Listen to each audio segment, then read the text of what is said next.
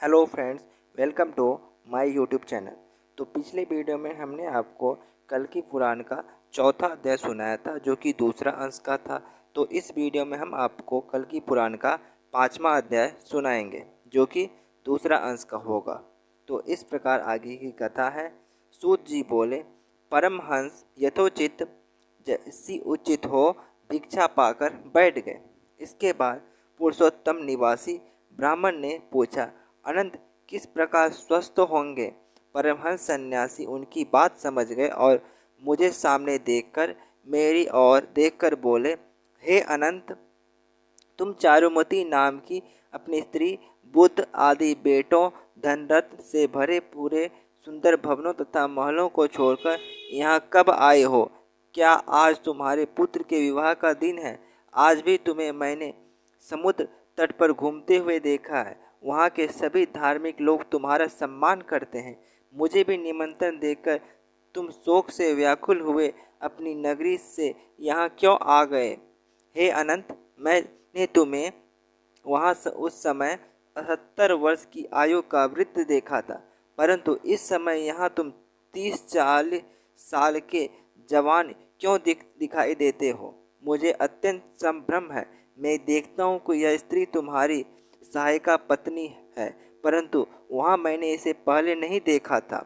यह कहाँ से आई है? मैं यह भी नहीं जानता कि मैं भी कहाँ से, किस तरह, किस जगह पर आया हूँ तथा कौन मुझे यहाँ लाया है।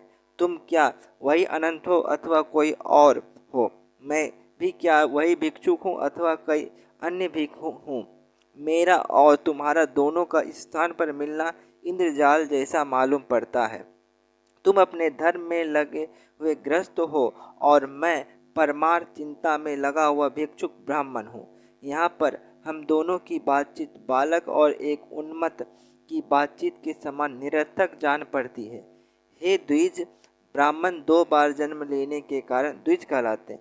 एक बार माता के गर्भ से और दूसरी बार यज्ञोपवीत अर्थात विद्या आरंभ से जन्म माना जाता है। मुझे जान पड़ता है कि यह परमेश्वर की माया है। इसी कारण तीनों लोगों के प्राणी प्रमोहित हुए जान पड़ते हैं। साधारण ज्ञान से इसका हृदय रहस्य समझ नहीं आता है। अद्वैत ज्ञान, जब आत्मा और परमात्मा का भेद मिट जाता है होने पर यह माया पूरी तरह समझ में आ जाती है। महान सन्यासी भिक्षुक इस तरह चौचक्का हुए। मुझसे इतना ही कहा, फिर पास खड़े एक साधु से बोले, हे महाभाग मार्कंडे, मैं तुम्हें भविष्य की कथा बताता हूँ। सुनो। तुमने देखा कि प्रलय के समय भगवान विष्णु के उदर का आश्रय लेकर जल से सबको मोहित करने वाली माया ऐसे रहती है जैसे राजमार्ग में स्थित वेश्या। यही माया तीनों लोकों में व्याप्त होकर रहती है। यही माया तमोगुण यानी काम क्रोध आदि दुर्गुण धारण कर सबको उस झूठे संसार में चलाती है। यही माया उस दुख का कारण है जो अनंत है। यह माया अक्षरी अर्थात इसका नाश कोई नहीं कर सकता। प्रलय काल में जब तीनों लोकों का नाश हो जाता है, जब प्रकाश न होने से सब और अंधेरा हो जाता है, जब दिशाओं काल आदि का कोई चिन्ह नहीं रहता है, तब परम ब्रह्म सृष्टि बनाने की इच्छा करके तन्मात्र रूप यानी शब्द रस स्पर्श और गंध यानी युग सूक्ष्म और मूल तत्व में प्रकट होते हैं। इन दोनों भागों में बटे फिर काल की सहायता से पुरुष और प्रकृति का संयोग हुए, जिससे महत तत्व पैदा होता है।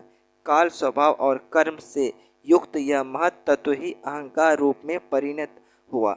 यह अहंकार गुण भेद से सत्व रज तम के अनुसार ब्रह्मा विष्णु और शिव के रूप में परिणत होता है। सबसे पहले अहंकार तत्व से त्रिगुण वाले पंच मात्र यानी शब्द स्पर्श रूप रस तथा गंध पैदा होती है। इन पंच मात्र से 5 महाभूत पैदा होते हैं। प्रकृति में ब्रह्म के स्थित होने से इस सृष्टि बनती है। इसके बाद देवता असुर मनुष्य इस ब्रह्मांड रूपी बर्तन के पेट में जितने भी जीव जंतु और पदार्थ हैं, जो उत्पन्न और नष्ट होते हैं वे सब पैदा होते हैं। परमात्मा की माया से ये सभी जीव ढके रहते हैं, जिससे ये संसार में फंसे और दुनियादारी के कामों में बंधे रहते हैं। ये अपने उद्धार का कोई भी उपाय नहीं सोच पाते। कैसा आश्चर्य है माया, कैसी बल वाले यानी सामर्थ्य वाला है। ब्रह्मा आदि देवतागण भी इसी माया के वश में हो जाने के कारण ऐसे ले जाए जाते हैं। ऐसे नकल से बंद बैल या डोर से बंधा पंछी खींचे चले जाते हैं। जो मुनियों में श्रेष्ठ लोग इस प्रकार की वासना रूपी मगरमच्छों से भरी नदी को यानी उस नदी को जो कि गुणमयी माया है पार करने की इच्छा करते हैं, उनका जन्म ही संसार में सार्थक है, क्योंकि ऐसे लोग तत्वज्ञानी हैं। शौनक जी ने कहा, मार्कंड, वशिष्ठ, वामदेव तथा दूसरे मुनियों ने यह आश्चर्यजनक वचन सुनकर क्या कहा। अनंत की बात सुनने वाले राजाओं ने अनंत के मुख से अमृत के समान मधुर वाक्य सुनकर क्या कहा। हे सूत जी, वे सभी भविष्य की बातें बताइए। सूत जी ने शौनक जी की प्रशंसा करते हुए शोक मोह को नाश करने वाली तत्व ज्ञान की बात विस्तार से सुनानी आरंभ की। सूत जी बोले, इसके बाद राजाओं ने आदरपूर्वक अनंत जी से पूछा, अनंत जी, ये माया मोह को तप से कैसे नष्ट किया जाए और इंद्रियों को कैसे वश में किया जाए, यह सब बताया।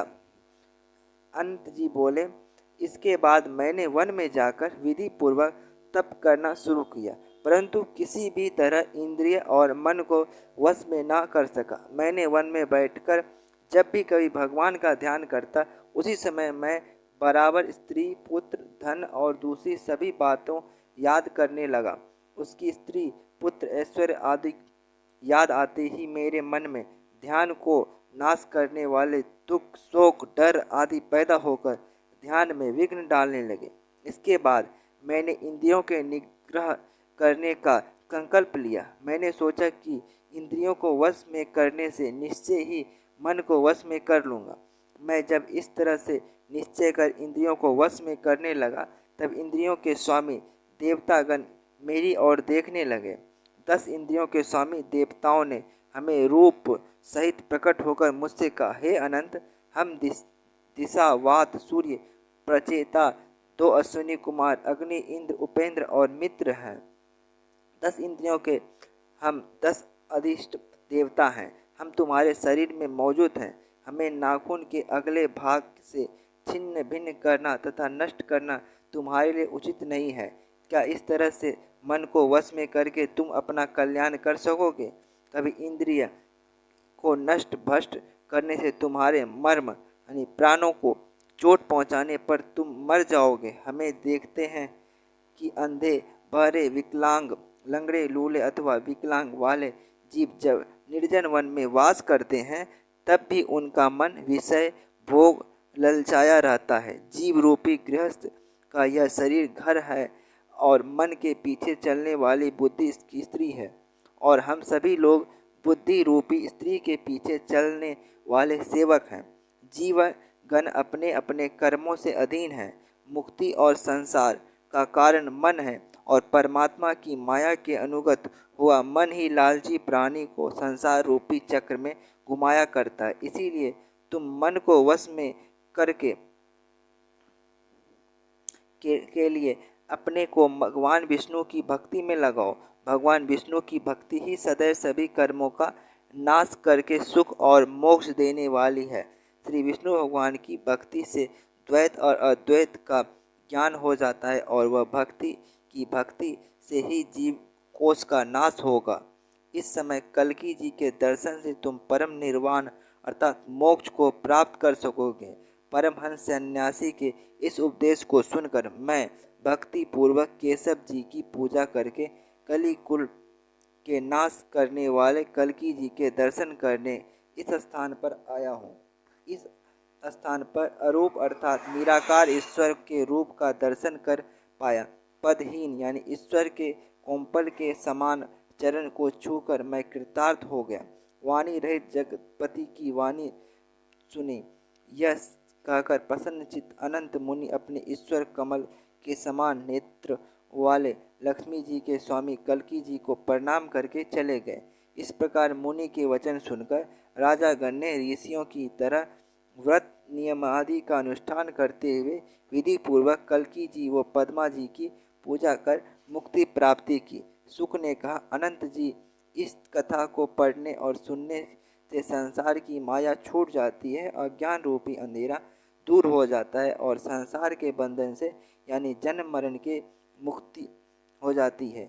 जो धर्मात्मा वैष्णव लोग भगवान विष्णु की सेवा में लगे रहने पर भी भोग विलास की इच्छा से दुनिया रूपी संसार में फंसे रहते हैं, वे इस कथा के द्वारा भेद रहित ज्ञानोल्लास की तेज तलवार को लेकर सुंदर भक्ति रूपी दुर्ग के आश्रय में रहकर शरीर में रहने वाले छह शत्रुओं काम क्रोध लोभ मोह मद मत्स्य मत्स्य मतलब ईर्ष्या द्वेष को पराजित करेंगे, यानी इन पर विजय पा लेंगे।